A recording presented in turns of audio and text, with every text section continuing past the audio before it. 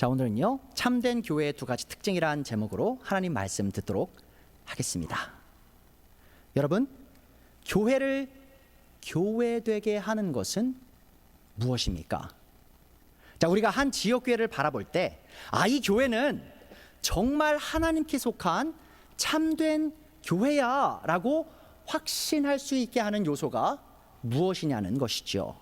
자, 예수님을 믿지 않는 세상 사람들이 이 교회를 바라볼 때조차 그래, 이 교회는 세상과는 좀 달라, 세상에 속하지 않았고 그래, 이 사람들은 정말 예수님을 따라가는 사람들이야 라고 인정할 수 있게끔 만드는 이 교회의 요소는 무엇일까요? 자, 교회가 교회되게 하는 것, 그것은 바로 이 하나님께 속한 교회가 그들의 절대적 권위인 성경, 곧 하나님의 말씀을 있는 그대로 듣고 또한 듣는 대로 실행하는 것일 겁니다. 자, 그렇다면 왜 우리의 기독교 안에 있는 많은 교회들이 이 하나님께서 세우신 진리의 기둥과 토로서의 이 진리의 빛을 비추는 등대로서의 기능을 상실했을까요? 자, 왜 수많은 교회들이 이 거룩하고 윤리적인 삶으로서 이 세상에 귀감이 되기보다는 되려 세상이 손가락질을 하는 그런 비판받는 위치에 처하게 되었을까요? 자, 더 나아가서요, 왜 우리의 교회들은 단순히 새로운 신자들을 교회에 이끌어 오지 못하는 것뿐만이 아니고요, 이미 교회에 앉아있던 사람들을 매주 놓치고 있는 걸까요? 심지어 요즘에 젊은 분들이 교회를요 대거 떠나고 있습니다. 왜 대체 교회 안에서 자란 이 젊은이들이 교회에 등을 지고 우리의 교회를 떠나고 있는 것일까요? 저는 이 질문의 답이 우리의 교회들이 교회답지 못하게 된 것에 있다고 생각하고요. 자, 그리고요, 우리의 교회되지 못한 모습이 된 그 이유는 바로 많은 교회들이 하나님의 말씀을 무시한 채 교회를 세워나가고 있기 때문입니다. 여러분, 우리가 마주한 문제점은 이거예요. 수많은 교인들이 하나님의 말씀에 귀를 기울이지 않고 있습니다. 수많은 교회들이요, 하나님의 말씀대로 살아가고 있지 않아요. 자, 근데 그와 동시에 그들은요, 자신들이 여전히 참된 교회다라고 착각하면서 살아가고 있습니다. 이 교회의 머리이신 예수님께서는 자신의 제자들 가운데 가장 위대한 자가 되고 싶은 사람은 이렇게 하라고 하셨어요. 어떻게 하셨죠? 다른 사람들 다 때려서 다 복종시키고 가장 위대한 내 제자가 되라 이렇게 말씀하셨나요? 아니죠. 가장 위대하고 이렇게 되고 싶은 자, 어떻게 하라고 하셨어요? 모든 자의 종이 되어서, 노예가 되어서 모든 자를 섬겨야 한다라고 말씀하셨어요. 더 나아가서 예수님께서 이렇게 말씀하셨어요. 너희가 정말 나를 따르는 제자 중 최고가 되고 싶니? 자, 그러면 가장 낮은 자가 될 뿐만 아니라 교회 내에서 정말 낮아 보이는 사람들을 찾아가서 그들을 섬기고 그들을 도와라 라고 얘기를 했다는 것이죠. 그렇게 가르치셨다는 것이죠. 자, 그러나 많은 교회들은요, 이 교회 내에서 목사, 전도사, 장로, 권사, 집사 등등의 직분에 따라서요, 마치 교회 내에 계급이 있는 것과 같이 이 교회 직분제를 운영하고 있습니다. 여러분, 사실 목사, 장로, 집사만 있으면 다행이에요. 자, 목사의 종류가 얼마나 많은지 아십니까? 원로 목사, 위임 목사, 담임 목사, 부목사, 강도사, 전도사. 직함이 참 많죠. 여러분, 직함이 많은 건 문제가 아니에요, 사실. 그런데 이 직함에 따라 사람들이요, 위에 사람은 자기 아래 사람이 마치 자기 아래에 정말 있는 사람인 것처럼 다루고요, 또한 아래에 있는 사람은 내 위에 있는 사람을 정말 내 위에 있는 사람처럼 다뤄요. 벌벌벌벌 떨면서. 자, 그런 일들이요, 교회 내에서 비일비재하게 일어납니다. 사실 이거는요, 한국 교회만의 문제는 아니에요. 미국 교회도요, 그런 교회들이 있습니다. 제가 다녀봐서 알거든요. 미국 교회 오래 다녀서. 성도들이 혹은 이 교회 직원들이요, 목사님을 보면 벌벌벌 떨어요. 보여요, 그게 떠는 게. 왜요? 너무 무서워서, 너무 두려워서 목사님 대하는 게. 목사님 너무 권위적이시고 조금만 실수하면 아주 그냥 막 쌍욕까지는 아니지만 막 혼나는 말이 날라오니까 무서워가지고 막 목사를 못 대하는 그런 모습을 제가 봤다는 거죠. 그게 뭐 하는 짓이에요 지금? 예수님이 그렇게 가르치셨나요? 아니죠. 근데 목사들만 그런 게 아니에요, 여러분. 장로님들도 어떠세요? 물론 여러분 성경적으로요, 목사랑 장로는 같은 직분입니다. 자, 그런데 이제 교회 내에서 이제 목회자가 아닌 장로들을 우리가 또 이제 레이 엘더라고 부르죠. 이제 레이 엘더이신 분들이 있기도 한데, 자, 장로들이 이렇게 나눠요. 원로 장로, 수석 장로, 은퇴 장로, 사역 장로, 시무 장로. 장로도 직함이 되게 많습니다. 자, 그래서 이제 예전에 열심히 장로하셨던 분들이 은퇴해서 은퇴 장로가 되시면, 원로 장로가 되시면 정말 교회 사역 내려놓으시고 그냥 기도만 해주시면 참 좋은데 어떻게 돼요? 교회 성도들, 이제 장로님들, 이제 시무 장로 하시는 분들이 이제 은퇴 장로 장로님들 눈치 보는 거예요. 그분들 심기 건드리면 아주 불호령이 떨어지니 그분들한테 맞춰가지고 교회를 운영하는 그런 일들이요, 실제로 일어나고 있다는 거죠. 뭐 권사님들은 누구죠? 사실 권사는 성경에 나오지도 않는데 집사 오래 하신 자매님들 이제 권사님 되시죠? 또 집사도 안수 집사가 있고요, 또 서리 집사가 있고요, 또 그냥 집사도 있어요. 여러분 그냥 집사 뭔지 아십니까? 성도들끼리 주는 집사예요. 교회 좀 오래 다니셨는데 직분이 없어서 집사님 이렇게 불러드리는 거예요. 왜요? 직함 없으면 조금 없어 보이니까. 여러분 이런 일들이 교회에서 비일비재하게 일어나고 있고요, 아무도 그것을 문제 삼고 있지 않아요. 근데 예수님께서 뭐라고 하셨어요? 교회 내에서 절대 계급놀이 하지 마라. 그거는 안 믿는 이교도들이 하는 거다. 이교도들은 서로를 집어 눌리고 그 위에 올라가서 서로를 정복하려고 하지만 너는 절대 그렇게 하지 마라. 위대한 자가 되려면 낮은 자가 되라고 하셨는데, 도리어 많은 교회들이 하나님의 말씀, 예수님 말씀을 완전 대놓고 불순종하면서 스스로가 하나님의 교회다, 예수님을 따르는 제자들이다라고 얘기하고 있다는 것이죠. 또한 예수님께서는 산상수훈에서 우리가 기도하고 금식할 때에 사람들에게 보이려 하지 말고 하나님께만 보여드리기 위해 기도하고 금식해라라고 말씀하셨어요. 뭐라고 하셨어요? 기도할 때 어떻게 하라고 하셨어요? 밖에 나가가지고 사람들한테 공표하면서 기도하라고 하셨어요? 아니요, 골방에 가라. 아무도 보지 않는 곳에서 아무도 모를 때 기도해라. 어디 가서 기도한 거 떠벌리지 마라 라고 말씀하신 거예요. 금식할 때 어떻게 하라고 하셨어요? 얼굴 죽상을 해가지고 아유 나 배고파요, 아유 뭐 무슨 일이세요? 아 나 금식을 지금 며칠째 하느라, 이렇게 하라고 하셨어요? 아니요, 머리에 올리브유를 발라라. 얼굴을 깨끗이 닦아서 너가 금식하고 있는지 아무도 모르게 해라. 그래서 하나님, 이 비밀 속에 보시는 하나님께 내가 정말 온 마음을 다하여 하나님께 기도하고 있습니다를 보여라 라고 하셨어요. 자, 그런데 한국 교회들, 많은 한국 교회도 어떻게 하죠? 매년 금식을 선포합니다. 광고를 내요. 우리 금식 기도 이제 시작합니다. 여러분 기도원이요, 저 별로 개인적으로 안 좋아합니다. 기도원 전혀 성경적이지 않은 거예요. 왜냐하면 기도원에 갈 때 조용히 혼자 갔다 오시면 좋아요. 근데 기도원 가면 어떻게 해요? 또 그냥 막 플랜카드 열고 우리 기도원 다 같이 갑니다. 기도하는 거 자랑하려고 그냥 그러고 있어요. 교회들이 금식하는 거 자랑하고 기도하는 거 자랑하고, 특세라고 요즘 많이 유행하죠. 또 특별 기도, 새벽 기도회. 아주 그냥 휘황찬란하게 사람들 많이 모여가지고 교세를 막 자랑하고 싶어서 우리 이렇게 교인들이 이렇게 많이 와서 기도합니다. 여러분 잘 생각해 보세요. 우리가 기도를, 금식 누구를 위해서 하는 거예요? 누구 보여주려고 하는 거예요? 하나님 보여드리려고 하는 거죠. 예수님 보여드리려고 하는 거죠. 근데 예수님이 그렇게 하지 말라 그러셨죠. 기도할 때 그렇게 하지 마, 금식할 때 그렇게 하지 마라고 하셨는데, 정확하게 그렇게 하면서 금식하고 기도하면 예수님이 그 금식 이뻐하실까요? 그 기도 들어주실까요? 하나님께서 절대 들어주지 않으실 겁니다. 여러분 또한 예수님께서 또 뭐라고 가르치셨어요? 너희가 선행을 할 때 너희가 오른손이 하는 일을 왼손이 모르게 해라. 너희가 뭔가를 이제 헌신해서 누군가 뭐 교회에 돈을 내든지 불쌍한 사람을 돕든지 누구도 알지 못하게 해라라고 말씀하셨죠.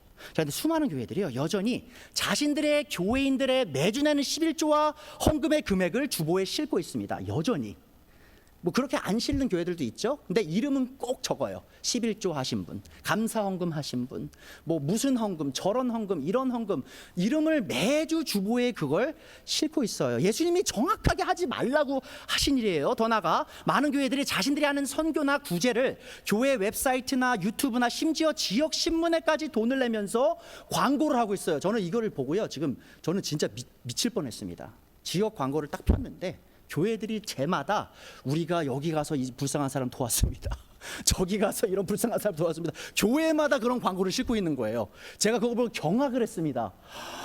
예수님께서 선행을 할 때 니조차도 모르게, 니 오른손이 하는 거 왼손이 모르게 하라고 하셨는데 지금 전 세상에 선포하는 거예요. 나팔 부는 거예요. 나 이만큼 헌금했습니다. 나 이만큼 구제했습니다. 여러분, 그런 구제 예수님이 기뻐하실까요? 정말 이 교회가 할 짓인가요, 그게? 아니죠. 그런데 수많은 교회들이요, 이런 일들이 마치 당연한 것인 것처럼, 다른 교회도 하는데요, 다 그렇게 하는데요. 자, 근데 중요한 게 뭐예요? 여러분, 교회가 누구 거예요? 예수님 거잖아요. 예수님이 하라고 하신 대로 해야 되는데, 그러지 않으면서 자신들의 교회가 아무 문제 없는 양, 우리 자신들이 하나님께 속한, 예수님께 속한 교회인 양 착각하는 교회들이 너무 많습니다. 여러분, 다시 묻습니다. 교회를 교회되게 하는 것은 무엇입니까? 그것은 바로 교회가 교회의 주인이신 하나님의 말씀에 귀를 기울이고 듣는 대로 행하는 것입니다. 교회는 스스로가 예수님을 머리로 둔 참된 교회임을 증명하기 위해 반드시 예수님의 말씀을 있는 그대로 듣고 있는 그대로 행해야 합니다. 그래서 오늘 말씀의 대지예요. 우리는 우리 교회를 진정한 하나님의 교회로 세워나가기 위해 반드시 하나님의 말씀을 귀 기울여 듣고 또 그 듣는 그대로 실천해 나가야 합니다. 여러분, 잘 들어주세요. 이 교회를요, 정말 하나님의 교회로서, 예수님께 속한 교회로서 세워나가기 위해서요, 저는 여러분의 도움이 너무 필요합니다. 어떤 도움이에요? 저 혼자만 예수님 말씀 듣고 저 혼자만 예수님 말씀 행한 걸요, 여러분, 이 캐레사랑교회 못 세워나가요. 제가 여러분 모두가 저와 함께 예수님의 말씀에 귀를 충실하게 들으시고 귀 기울여 들으시고 듣는 대로 행해 주셔야 이 캐리사랑교회가 예수님에 속한 교회로서 세워져 나갈 수 있다는 것입니다. 다시 말해, 우리 캐리사랑교회를 참된 교회로서 하나님 보시기에 건강한 교회로 세워나가기 위해 반드시 하나님의 말씀인 성경에 우리는 귀를 기울이고 그것을 듣고 또 그대로 행해야 한다는 것이죠. 자, 우리 교회가 하나님 앞에서, 세상 앞에서 참된 교회로 드러나기 위해 우리가 해야 할 일은 결코 복잡하고 어렵지 않습니다. 여러분, 교회 세우기, 교회 건강하게 세우기, 교회 부흥시키기, 이런 책들 보면요, 되게 복잡해요. 이런 프로그램도 해야 되고 저런 프로그램도 해야 되고 이런 사람도 하여야 되고 저런 사람도 하여야 되고. 여러분, 근데요, 좋은 교회 세우는 거요, 건강한 교회 세우는 거요, 예수님의 교회 세우는 거 그렇게 복잡하지 않습니다. 정말 단순해요. 뭐예요? 예수님이 하신 말씀 듣고 있는 그대로 실행하면 됩니다. 자, 우리는 하나님의 참된 교회로서 단순하게 하나님의 말씀인 성경 말씀에 귀를 기울이고 그리고 그것을 듣고요, 또한 배우는 대로 실천하면 되는 것입니다. 자, 첫 번째 참된 교회의 그러면 첫 번째 특징을 한번 보도록 하죠. 첫 번째 요지입니다. 참된 교회는 하나님의 말씀을 귀 기울여 듣습니다. 자, 우리가 참된 교회가 되기 위해 우리가 가장 먼저 해야 할 일은 아주 간단합니다. 하나님의 교회로서 우리는 하나님의 말씀인 성경에 우리의 귀를 기울여야 합니다. 자, 그것이 제가 매주 하나님의 말씀으로 가득 찬 설교를 준비하는 이유예요. 여러분, 그런 생각 하실 거예요. 조영희 목사는 설교 한번 들으면 어우, 성경 구절이 뭐 이렇게 많아. 근데 왜 그럴까요? 예수님 말씀이잖아요. 하나님 말씀이잖아요. 하나님 말씀으로 가득 찬 설교를 여러분이 들을 때 그게 정말 참된 교회로서 설교를 듣는 겁니다. 또한 제가 이 교회를 이 성경 중심적인 설교로 세워나가는 이유가 바로 이거예요. 여러분, 제가 사실 이렇게 설교를 매주 준비할 때요, 어떤 마음으로 하냐, 제가 노가다꾼이 되는 거예요. 벽돌 하나씩 쌓는 거예요. 어떤 벽돌이에요? 여러분이 돌이라고 제가 지난주에 말씀드렸잖아요. 여러분들을 이렇게 잘 다듬어 가지고 이 교회를 하나하나 세워나가는 거예요. 이 말씀, 예수님의 말씀, 하나님의 말씀 하나하나로 여러분들을 준비시켜서 이 교회를 세워나가기 위해 제가 매주 이렇게 노력해 나가고 있는 것입니다. 자, 교회는 하나님 말씀 위에 세워지기 때문에 제가 그렇게 한다는 사실을 기억해 주세요. 지난 몇 주간 우리는 에베소서 2장을 통해 교회가 하나님의 집안이고 그리스도의 몸이고 또한 성령님의 께서 거하시는 성전이다라고 배웠습니다. 자, 그리고 같은 장에서 바울은 교회가 하나님의 말씀 위에 세워졌다고 분명히 가르치고 있어요. 자, 에베소서 2장 19절 보세요. 그러므로 이제부터 여러분은 외국 사람이나 나그네가 아니요 성도들과 함께 시민이며 하나님의 가족입니다. 자, 교회에 대한 얘기죠. 20절, 여러분은 사도들과 예언자들이 놓은 기초 위에 세워진 건물이며. 자, 그런데 이게 직역을 하면요, 그리스어 본문을 직역하면 이렇게 됩니다. 여러분은 사도들과 예언자들의 기초 위에 세워진 건물이며. 그러니까 여러분이 오해하시면 안 돼요. 세 번을 보시고 이 사도들, 예수님의 제자들과 예언자들, 신약의 예언자들이 세워놓은 기초 위에 우리가 올라가 타는 것이구나, 이게 아니고요, 이 사도들과 예언자들이 우리의 기초가 된다는 거예요. 그들 위에 우리가 교회로서, 자, 우리가 돌이라 그랬잖아요. 이분들이 기초를 놓는 돌들이 된 거예요. 자, 근데 가장 중요한 돌은 그들이 아니죠. 누구죠? 그리스도 예수님께서 그 모퉁이 돌이 되십니다. 예수님께서 가장 중요한 모퉁이 돌이신데, 가장 기반이 된 모퉁이 돌이신데, 그 옆에 같이 그 기초를 이루는 돌들이 있어요. 그것들이 뭐예요? 바로 사도들의 돌들, 예언자들의 돌들이라는 것이죠. 자, 그렇다면 교회가 사도들과 예언자들을 기초로 하여 그 위에 세워졌다는 말은 뭘 의미할까? 자, 그것은 바로 이 교회가 사도들과 예언자들이 전한 하나님의 말씀 위에 세워진 건물이라는 뜻입니다. 여러분, 사도들이 중요한 이유, 예언자들이 중요한 이유는요, 그 사람 개개인이 중요한 게 아니에요. 로마 카톨릭이 이렇게 하잖아요. 베드로가 첫 번째 교황이었고 그 위에 교회가 세워졌기 때문에 베드로가 중요하다고 말씀하잖아요. 완전 틀린 해석입니다. 여러분, 베드로가 중요한 게 아니고요, 베드로가 가르친 예수님의 말씀이 중요한 거예요. 말씀. 그래서 예수님의 말씀을 직접 받아서, 성령님을 그 계시를 직접 받아서 선포한 그들의 말씀 위에 이 교회가 세워지기 때문에 그들이 우리의 기초가 된 것이다라고 성경은 얘기하는 것이죠. 자, 예수님께서 사도들을 세우시고 성령님께서 예언자들을 세우신 이유가 뭐라고요? 바로 그들을 통해 하나님의 말씀을 선포하고 가르치기 위함이었습니다. 자, 그리고 예수님의 사도들과 이 예언자들이 하나님의 말씀을 선포하기 시작할 때 1세기부터 어떤 일이 있었어요? 바로 교회들이 세워지기 시작했습니다. 자, 바울은 같은 편지인 에베소서 4장에서 예수님께서 교회에게 사도들과 예언자들과 복음 전도자들과 목사와 교사를 선물로 주셨다라고 가르칩니다. 에베소서 4장 11절 12절이죠. 그분이, 예수님께서 어떤 사람은 사도로, 어떤 사람은 예언자로, 어떤 사람은 복음 전도자로, 또 어떤 사람은 목사와 교사 혹은 목회를 하는 교사로 삼으셨습니다. 자, 왜 그러셨을까요? 왜 이런 직분자들을 주셨을까요? 그것은 성도들을 준비시켜서 봉사하는 일을 하게 하고 그리스도의 몸을 세우게 하려는 것입니다. 자, 교회를 세우시기 위해 이 직분자들을 주셨는데, 잘 생각해 보세요, 여러분. 이거 사이드 노트입니다. 현대 21세기에요. 스스로를 사도라고 부르는 분들을 보잖아요. 여러분, 도망가셔야 됩니다. 사도는 더 이상 존재하지 않아요. 나중에 제가 재연에도 한번 몇 번 설교하긴 했는데 나중에 또 설명드릴게요. 사도는요, 예수님의 부활을 직접 경험한 사람이어야 됩니다.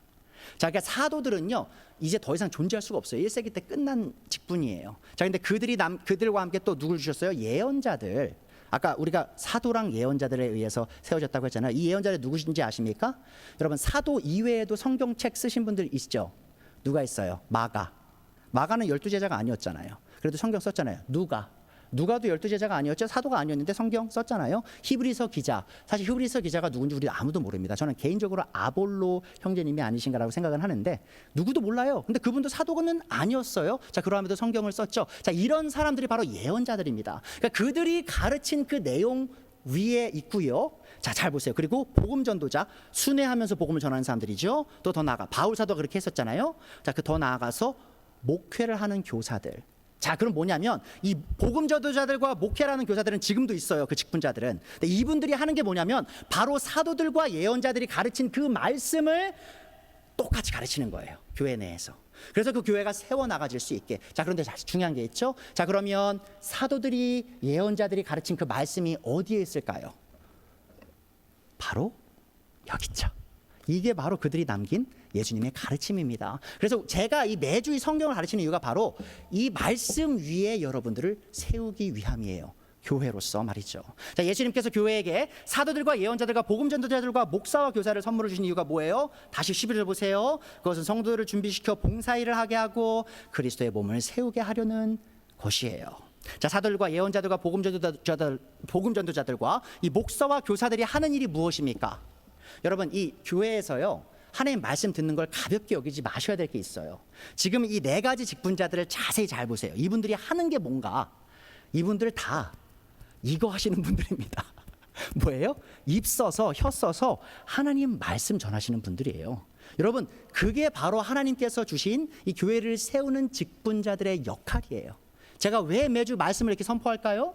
바로 이 말씀이 선포될 때 여러분들이 교회로서 세워지고 자라나가기 때문입니다. 여러분, 교회의 시작이 뭐예요? 믿음이죠. 복음을 향한 믿음이죠. 그리스도를 향한 믿음이죠. 자, 그러면 그 믿음이 어디에서 생깁니까? 로마서 10장 17절이에요. 그러므로 믿음은 들음에서 생기고 들음은 그리스도를 전하는 말씀에서 비롯됩니다. 하나님께서 사도와 예언자와 복음 전도자와 목회를 하는 교사들을 주신 이유가 뭐냐면 바로 이 그리스도에 관한 진리를 선포케 하셔서 그걸 듣는 자가 믿고 교회에 더해지게 하시려 하신 것이다 라고 이해하시면 됩니다. 자, 교회에게 있어서 사도들과 예언자들의 가르침이 담겨있는 이 신약 성경이 정말 소중한 이유는 이 신약 성경이 곧 그리스도에 관한 진리의 말씀이고 이 말씀이 선포되고 믿어질 때에만 교회가 세워질 수 있기 때문입니다. 그러면 제가 좀 예를 보여드릴게요. 이 신약교회의 첫 교회였던 교회가 뭐죠?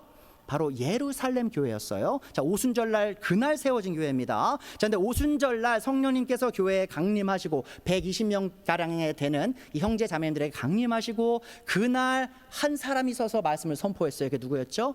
바로 베드로입니다. 여러분, 그게 사실 예수님께서 베드로야 너 위에 내가 이 교회를 세우겠다라는 그 의미가 바로 그거예요. 베드로가 첫 번째 이 사도들을 대표해서 말씀을 선포한 거예요. 자, 그런데 그 말씀을 선포할 때 예수님에 관한 진리를 선포할 때 어떤 일이 있었냐? 사도행전 2장 41절이죠. 그 말, 이 베드로가 선포한 하나님의 말씀을 받아들인 사람들은 그날 믿고 침례를 받았어요. 자, 이렇게 해서 그날 신도들의 수가 약 3천 명이나 늘어났습니다. 교회, 예루살렘 교회요 3천 명이 더해졌어요. 자, 근데 그게 어떻게 가능했어요?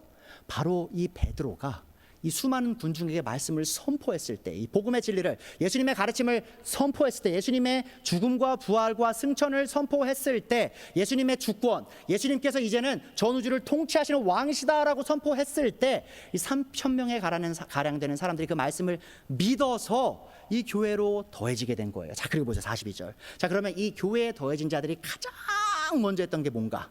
42절. 그들은 사도들의 가르침 혹은 교리에 몰두했습니다.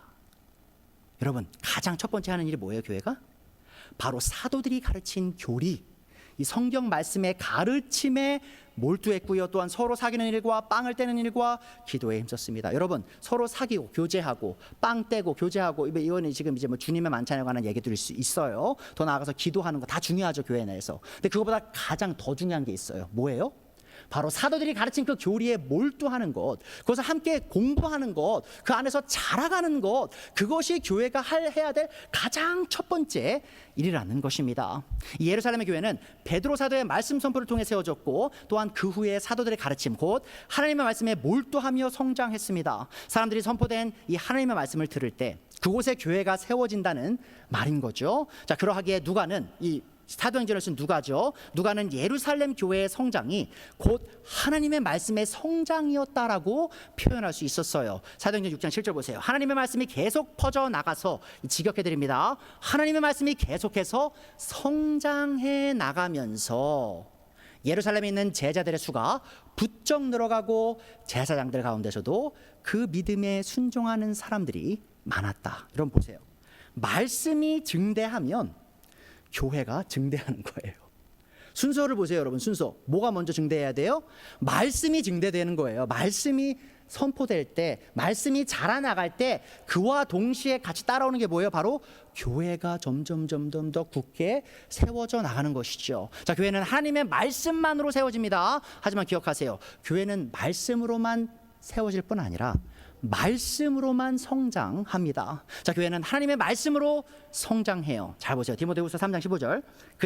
디모데는 바울이 말합니다. 어려서부터 성경을 알고 있습니다. 이 성경이 굉장히 중요해요. 잘 보세요. 성경은 그리스도 예수님을 믿는 믿음으로 말미암아 그대에게, 디모데에게 구원에 이르는 지혜를 줄 수 있습니다. 자, 성경이 여러분 구원 주는 거예요. 믿음을 주는 거예요. 자, 이 디모데가 어릴 때부터 성경을 알아서 예수님을 믿게 된 거예요. 자, 그리고 16절. 모든 성경은 하나님의 영감으로 된 것으로서 교훈과 책망과 바르게 함과 의로 교육하기에 유익합니다. 이 성경이 누구에 의해 주어졌냐? 바로 하나님의 영에 의해서, theopneustas라고 해요. 그리스어로. 하나님의 입김에 의해서, 하나님의 영에 의해서 나온 말씀이기에 우리에게 교훈과 책망과 바르게 함과 의로 교육하기에 유익해요. 그리고 17절. 성경은 하나님의 사람을 유능하게 하고 그에게 온갖 선한 일을 할 수 있게 하는 것입니다. 온갖 선한 일이라고 하면은 이게 좀 안 와닿아요. 왠지 모르겠는데 한국 사람에게 온갖이라고 하면 좀 몇 개 빠진 것 같잖아요. 근데 여러분 이 그리스어가요, every good work입니다. all kinds of good works. 그러니까는 모든 선한 일 있죠. 그리스도인이 할 수 있는 모든 선한 일을 가능하게 하는, 할 수 있게 만드는 그 근원이 뭐라는 거예요? 바로 하나님의 성경, 말씀이라는 거예요. 왜요? 그 말씀이 바로 하나님의 입에서 나온 입김으로 주어진 말씀이기 때문입니다. 자, 현대의 많은 교회들이 그러면 세상의 손가락질을 받게 된 이유가 무엇일까요? 여러분, 왜 기독교가 사람들의 laughing stock이 됐습니까? 이 현대에. 자, 그것은 우리의 많은 교회들의 참된 구원에 이른 사람들이 너무나 적고요, 또한 위선 없이 선한 일을 행하는 사람이 너무 적기 때문입니다. 여러분 보세요. 디모데가 어떻게 구원에 이르렀어요? 성경 말씀을 어릴 때부터 알았어요. 자, 근데 우리 교회 안에 성경을 모르는 사람이 가득해요. 직분자들도 마찬가지입니다, 여러분. 목사님들도요, 성경 모르는 분들 너무 많습니다. 장로님들, 권사님들, 집사님들 중에요, 성경의 시옷자도 모르시는 분들 너무 많아요. 그 말은 뭔 뜻이냐? 그분들 중에 아직 믿음이 없는 분들이, 거듭난 것을 경험한 적이 없는 분들이 많이 있다는 겁니다. 또 성경은 뭐예요? 우리에게 온갖 선한 일을 하게 해요. 자, 근데 성경을 모르니 어떻게 선한 일을 하겠어요? 성경을 모르니 위선 없이 정말 하나님의 영광과 남들의 이득을 위해서 어떻게 선한 일을 해요? 하나님을 아는 지식이 없는데. 자, 그러하기에 우리 교회들이 지금 이 지경 이 꼴이 된 겁니다. 자, 좀 전에 봤었죠? 에베소서 4장을 다시 생각해 볼게요. 이 예수님께서 교회에게 하나님 말씀을 전하는 사도들과 예언자들과 복음 전도자들과 이 목사와 교사를 주신 이유는 단순히 교회를 세우기 위해서였을 뿐만이 아닙니다. 바로 그 이유는 교회를 그리스도의 충만하심의 경지에 다다르도록 성장시키기 위해서였어요. 다시 보세요. 에베소서 4장 11절. 다시 읽진 않을게요. 지금 뭐라고 얘기해요? 하나님께서 사도 주시고 예언자 주시고 복음 전도자 주시고 목사와 교사를 주셨다고 했죠. 그 이유가 13절 후반에 나오죠. 그리하여 우리 모두가 하나님의 아들의 믿는 일과 아는 일에 하나가 돼서 온전한 사람으로 성장이 되고 또한 그리스도의 충만하심의 경지에까지 다다르게 됩니다. 여러분, 이 기독교의 궁극이 뭔지 아십니까? 예수님처럼 되는 거예요. 예수님. 우리가 예수님의 재림을 왜 기다리는지 아세요? 그날 우리의 몸이 예수님의 부활하신 몸처럼 변화되게 될 거예요. 우리가 거룩한 몸을 입게 될 거예요. 여러분, 그게 궁극의 경지입니다. 기독교의 궁극의 경지예요. 예수님과 같은 몸을 입는 것. 자, 근데 그 일이요, 이 땅에서 예수님 오시기 전부터 가능하대요. 어떻게 해요? 사도들이, 예언자들이, 복음 전도자들이, 이 목회를 하는 교사들에 의해서 하나님의 말씀을 듣는 성도들이, 이 교회가 말씀을 들으면 점점 예수님을 닮아가는 그 충만하신 경지에 이를 수 있는 일이 일어나고 있다라고 바울은 얘기하고 있는 거예요. 자, 이 말은 곧 이 교회의 설교자들이 예수님께 직접 가르침을 받은 사도들과 이 예언자들과 이 복음 전도자들이 가르친 내용인 이 성경책을 바르게 가르치면 이 교회가 예수님을 점점점 닮아간다는 얘기고요. 만약에 설교자들이 하나님의 말씀을 잘 못 가르치면 혹은 안 가르치면 어떻게 되는 거예요? 교회가 예수님을 점점 안 닮아가게 된다는 것이죠. 자, 그리고 우리가 눈으로 보고 있는 이 많은 교회들이 거룩하시고 사랑에 넘치시는 이 예수님의 모습과는 완전 다른 모습으로 살아가는 이유는 곧 그들이 하나님의 말씀인 성경책에 귀를 기울이고 있지 않기 때문입니다. 여러분, 이렇게 말씀하지 마세요. 아, 저분이 그래도 성경은 잘 아는데 잘 못 살아요. 여러분, 제가 이렇게 말씀드릴게요. 성경을 몰라서 그런 거예요. 성경에 대한 바른 지식이 없기 때문에 그렇게 사는 겁니다. 자, 수많은 교회 목사들과 교인들이 죄 가운데 살아가는 이유는 그들이 하나님의 말씀에 참되게 귀를 기울이고 있지 않기 때문이고요. 또한 하나님의 말씀을 사랑하고 있지 않기 때문입니다. 시편 119편 11절 보세요. 우리가 어떻게 죄를 안 질 수 있나? 내가 주님께 범죄하지 않으려고. 이 시편 기자가 어떻게 했습니까? 주님의 말씀을 내 마음속에 깊이 간직합니다. 여러분, 시편 1편이 어떻게 시작해요? 복 있는 자, 주님의 율법을 주야로 묵상하는 자. 지금 그 얘기하는 거예요. 하나님의 말씀을 눈을 뜨면서부터 잠들 때까지 계속 묵상하는 거예요. 읽고 기억하고 묵상하고 기도하고. 자, 그 결과가 뭐예요? 범죄하지 않는 거예요. 하나님께 죄를 짓지 않는 거죠. 시편 37편 30절 31절 보세요. 의인의 입은 지혜를 말하고 그의 혀는 공의를 말한다. 자, 지혜롭게 말하고요, 올바른 일을 하는 거예요. 어떻게 그렇게 할 수 있었어요? 어떻게 그렇게 할 수 있죠? 31절. 그의 마음속에 뭐가 있어요? 하나님의 법이 있으니, 하나님의 말씀이 그 안에 살아있는 거예요. 그의 발걸음이 흔들리지 않아요. 여러분, 왜 유명한 목사들이 넘어지는지 아십니까? 정말 말도 안 되는 죄 짓고 넘어지죠. 그게 그들의 마음에 하나님의 말씀이 없기 때문이에요. 시편 119편 165절 보세요. 주님의 법을 사랑하는 사람에게는 언제나 평안이 깃들고 그들에게는 아무런 장애물이 없습니다. 지적해 드릴게요. 그들을 넘어뜨릴 장애물이 없습니다. 누구에게요? 주님의 법을 사랑하는 자들에게. 여러분, 이 말이 하나님 말씀 열심히 공부하시고 읽으시고 사랑하시면 나쁜 일 절대 일어나지 않습니다라는 말이 아니에요. 장애물이 오는데 그 장애물이 그들을 쓰러뜨리지 못한다는 거예요. 여러분, 유혹이 오는데 그 유혹을 이겨낸다는 거예요. 무슨 힘으로요? 바로 그 안에 살아있는 하나님의 말씀의 힘으로 말이죠. 자, 더 나아가 우리는 하나님의 교회로서 귀로 듣고 마음으로 믿은 하나님의 말씀을요, 그냥 거기서 멈추는 게 아니라 바로 실행으로, 삶 속에서 실행해 나가야 이 교회가 건강한 교회로 세워나갈 수 있음을 기억해야 합니다. 그래서 참된 교회의 두 번째 특징 볼게요. 참된 교회는 하나님의 말씀을 듣는 그대로 실천합니다. 자, 우리가 하나님의 말씀에 귀를 기울여 듣는 목적은 무엇이 되어야 됩니까? 여러분, 교회 왜 나와서 말씀 들으세요? 목적은 이거여야 됩니다. 하나밖에 없어요. 듣는 대로 행하시는 거예요. 여러분, 물론 제가 설교하다 보면요, 제 해석이 좀 마음에 안 드실 때도 있을 거예요. 아, 조현희 목사님 저렇게 얘기하는데 나는 그렇게 생각 안 하는데. 괜찮습니다. 그럼 안 하셔도 돼요. 여러분, 안 하셔도 됩니다. 근데 제가 말하는 대부분 여러분 아마 동의하실 거예요. 왜냐면 제가 성경에 없는 얘기는 안 하니까. 자, 그럼 무슨 말이에요? 여러분이 동의하는 모든 거 어떻게 하셔야 된다는 거예요? 100% 실천하려 노력하셔야 합니다. 자, 우리는 하나님의 말씀을 있는 그대로 실천하기 위해 하나님의 말씀에 귀를 기울여야 하는 것이죠. 자, 그리고 하나님의 말씀을 듣는 그대로 실천하는 교회가 곧 하나님께 속한 참된 교회임을 기억하세요. 자, 하나님의 말씀을 행하는 교회만이 하나님께 속한 교회입니다. 자, 반대로 말할게요.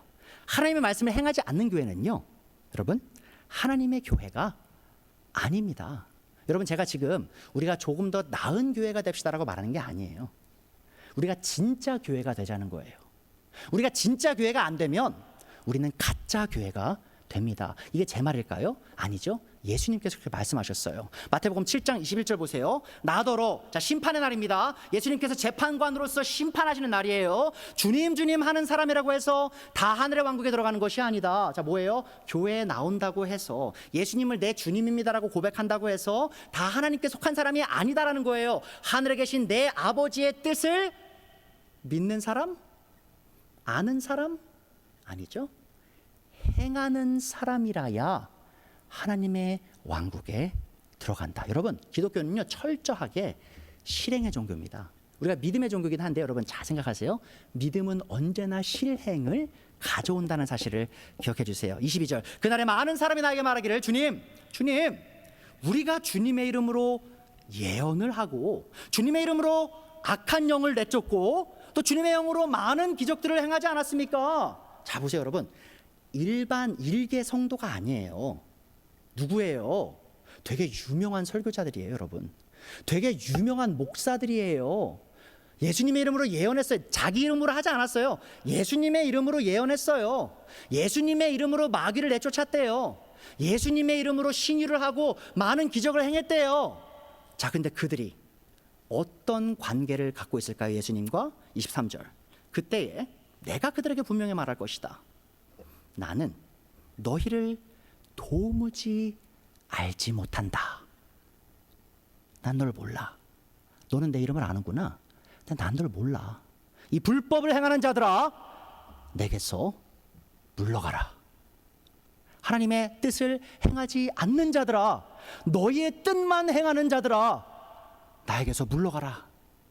예수님께서는 교회 안에서 이름을 날리며 예수님의 이름으로 말씀을 선포하고 예수님의 이름으로 악한 영을 내쫓고 예수님의 이름으로 다양한 신유와 기적을 행하였지만 예수님의 말씀대로 가르치신 대로 행하지 않은 자들에게 이렇게 말씀하십니다. 나랑 너는 아무런 상관이 없어. 너는 내 신자도 아니고 너는 내 교회도 아니야 라고 말씀하신다는 거예요.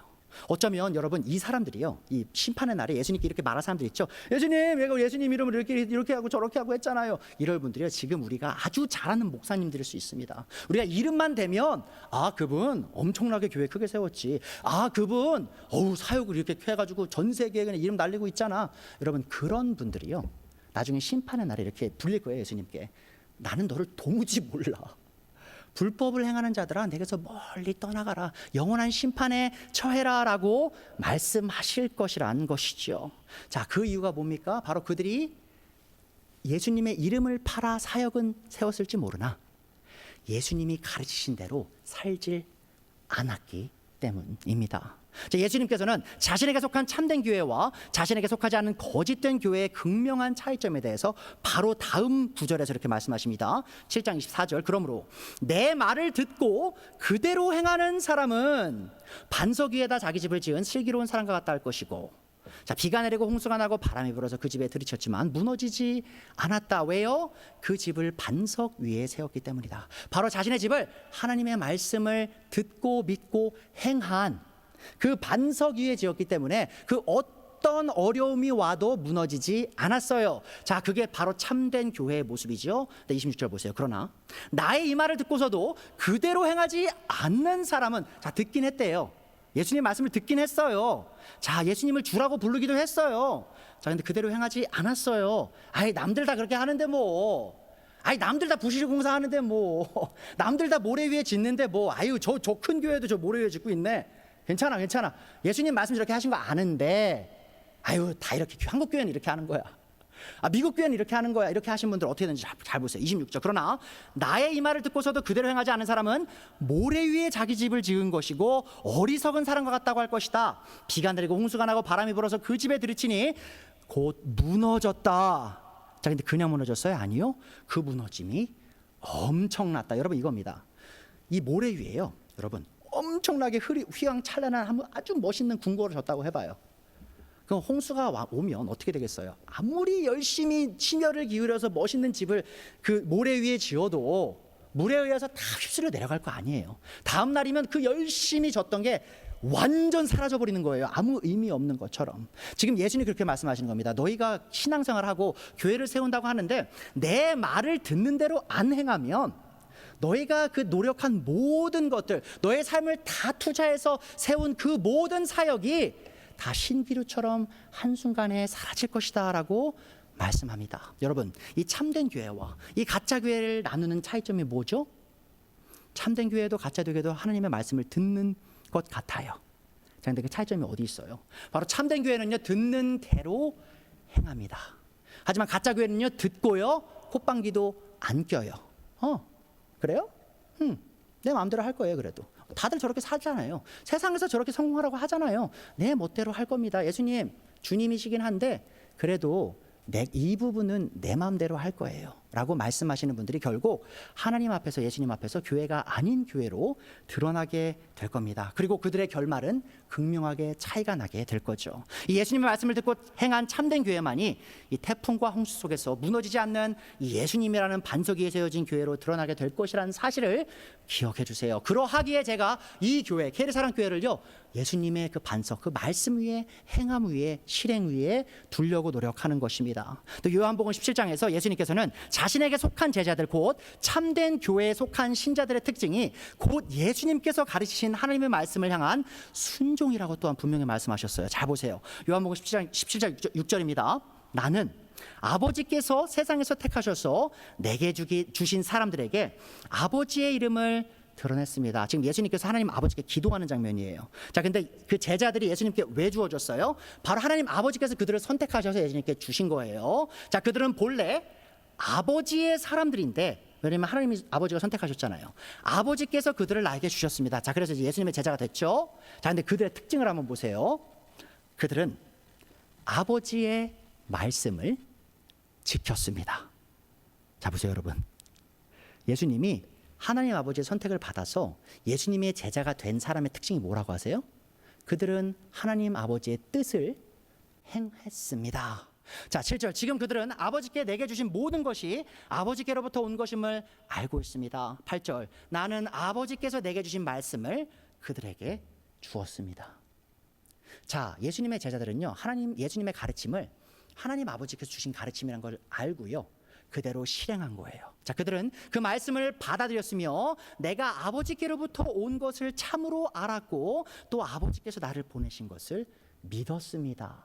자, 예수님께서 그 입을 여셔서 하나님 아버지의 그 뜻과 말씀을 선포하실 때 하나님 아버지께 선택받은 참된 교회에 속한 신자들은 그 말씀을 있는 그대로 하나님의 말씀으로 인정하고 또한 삶에서 행해 나간다는 거예요. 자, 그것이 바로 예수님께 속한 제자들의 특징, 예수님께 속한 교회에 속한 성도들의 특징이다라고 예수님께서 말씀하시는 겁니다. 자, 과연 우리는 하나님께 속한 참된 교회입니까?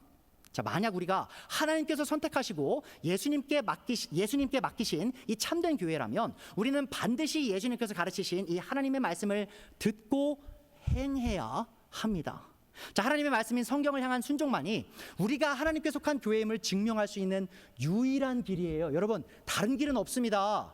우리가 예수님의 말씀을 지키지 않으면요, 우리가 예수님의 제자다, 우리가 예수님께 속한 교회다라는 걸 증명할 길이 없어요. 자, 또한 우리가 참된 교회로서 하나님의 말씀에 귀를 기울이고 실천해야 해야 할 또 다른 중요한 이유가 있습니다. 자, 그것은 바로 이 하나님의 말씀을 행하는 교회만이 하나님을 사랑하는 교회예요.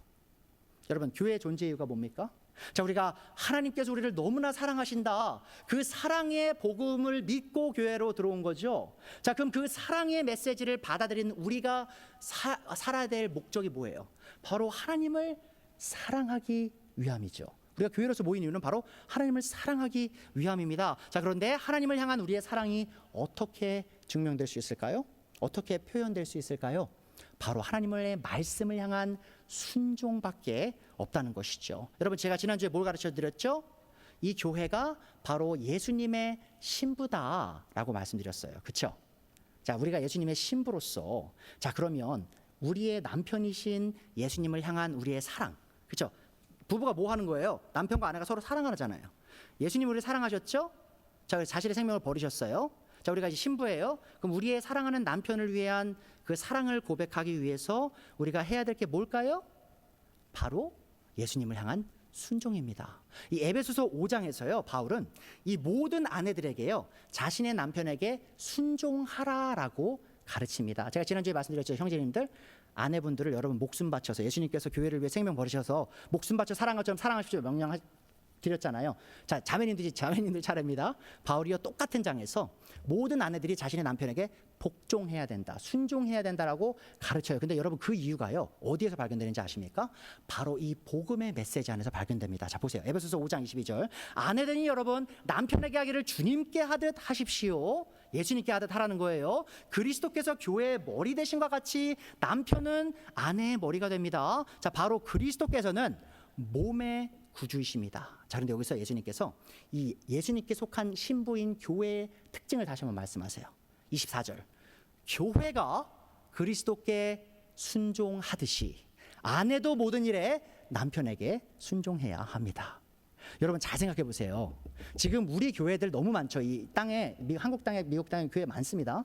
근데 그 교회들 중에 정말 그리스도께 순종하는 교회가 얼마나 될까? 정말 많지 않아요. 정말 많지 않습니다. 근데 지금 바울은 뭐라고 얘기하고 있어요?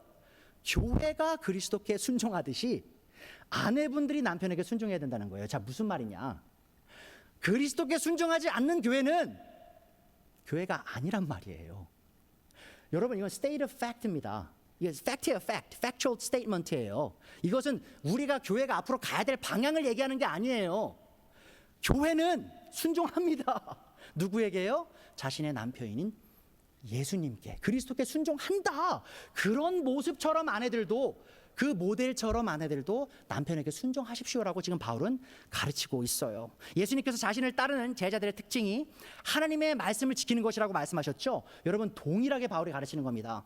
예수님께 속한 교회는요, 당연히 예수님, 자신의 신랑이신 예수님의 말씀을 듣고 행한다는 거예요. 자, 우리는 우리의 주인이시며 신랑이신 예수님을 향한 우리의 사랑을 어떻게 표현할 수 있어요? 요한복음 4장 15절이죠. 너희가 나를 사랑하면 뭐 해야 돼요? 내 명령을 지킬 것이다. 여러분 다시 한번 팩트입니다. future tense예요. 너는 무조건 할 거야. 뭐를? 순종을. 왜? 너희가 날 사랑하면. 21절이죠. 내 계명을 받아서 지키는 사람은 나를 사랑하는 사람이요, 나를 사랑하는 사람은 내 아버지의 사랑을 받을 것이다. 그리고 나도 그 사람을 사랑하여 그에게 나를 드러낼 것이다. 예수님께서 23절 다시 말씀하십니다. 누구든지 나를 사랑하는 사람은 내 말을 지킬 것이다. 계속 반복하시죠. 자, 그리하면 내 아버지께서 그 사람을 사랑하실 것이요, 내 아버지와 나는 그 사람에게로 가서 그 사람과 함께 영원히 살 것이다. 자, 그런데 24절 보세요.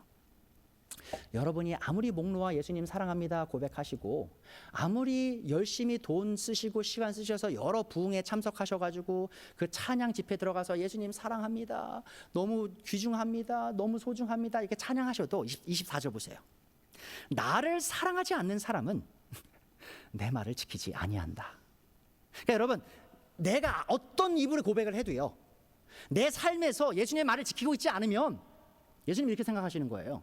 이렇게 판단하시는 거예요. 너는 나 사랑 안 해.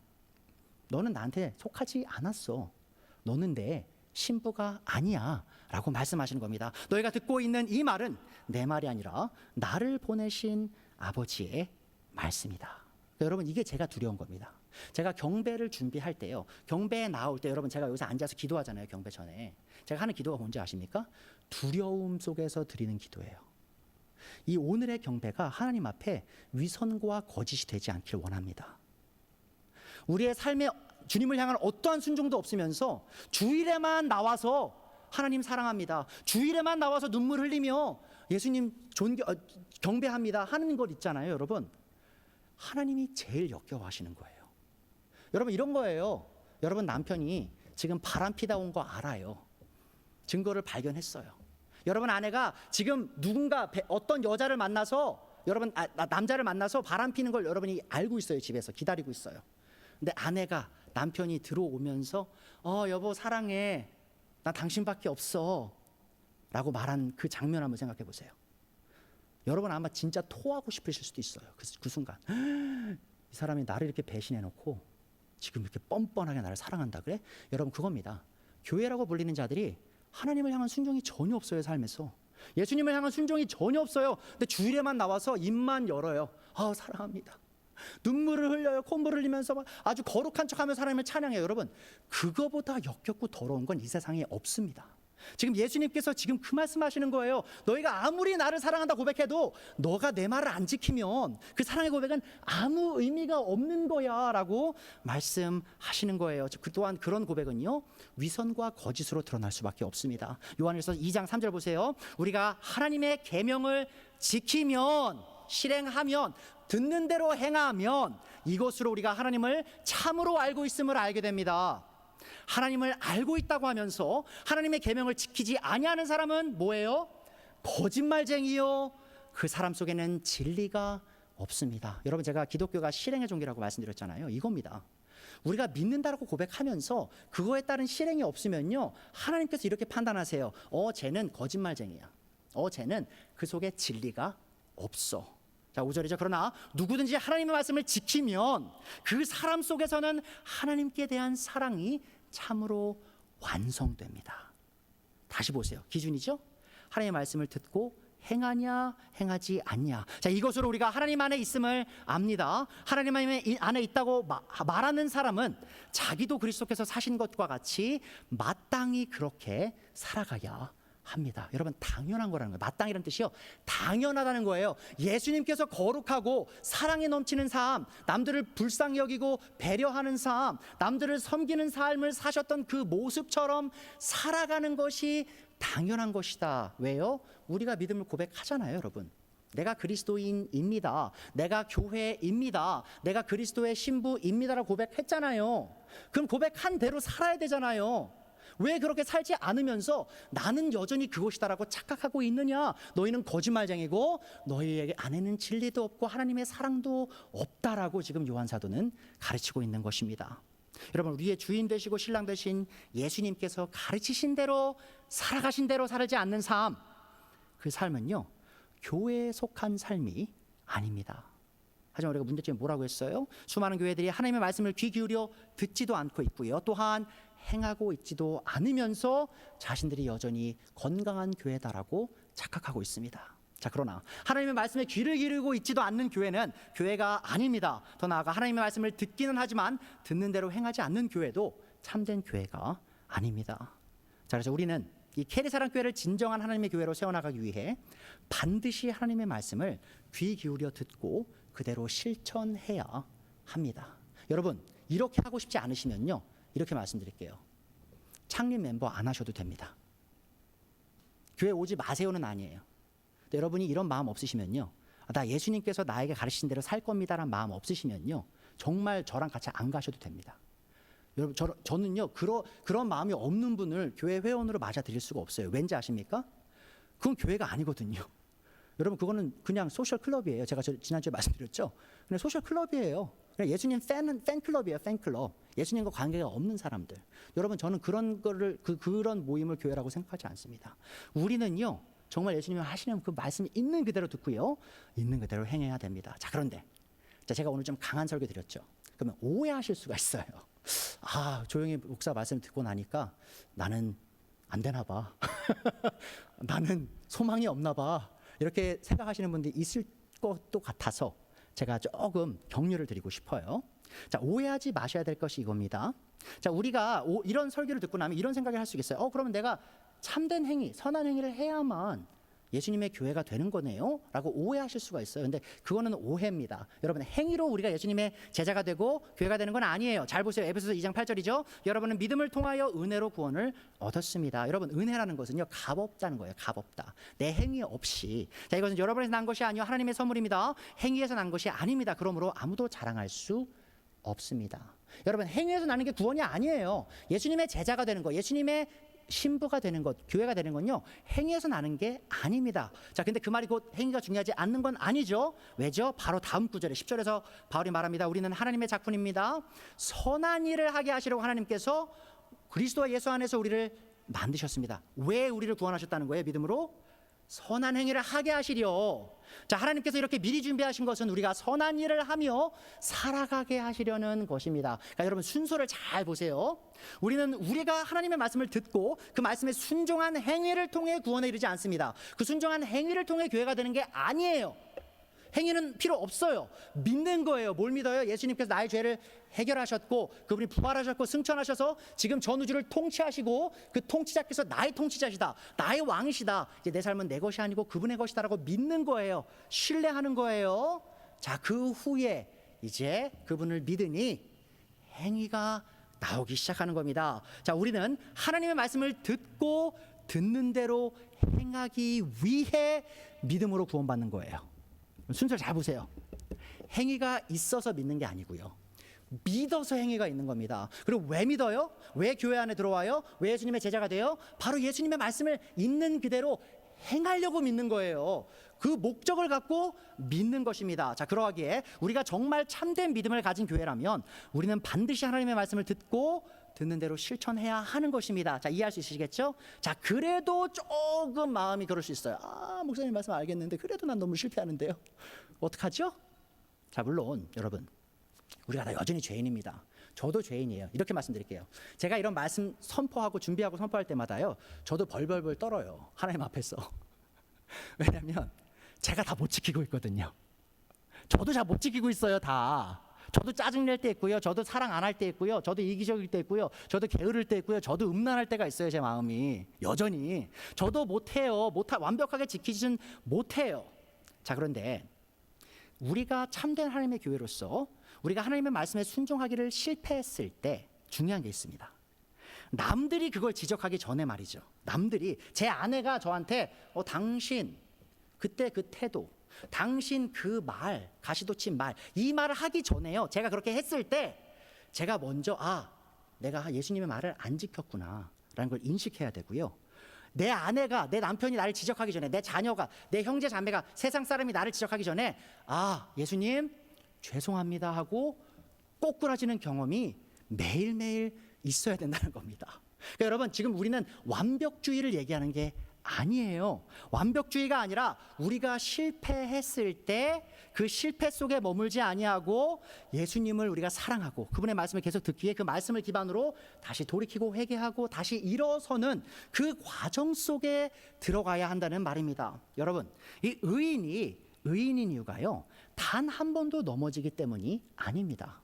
우리가 의인이라고 하면은 한 번도 넘어진 적 없는 사람, 한 번도 실수한 적 없는 사람, 한 번도 죄 진 적 없는 사람이라고 생각하세요. 근데 그게 아닙니다. 왜냐하면 여러분, 잠언 24장 16절은요, 의인이 의인인 이유가 이렇다라고 말합니다.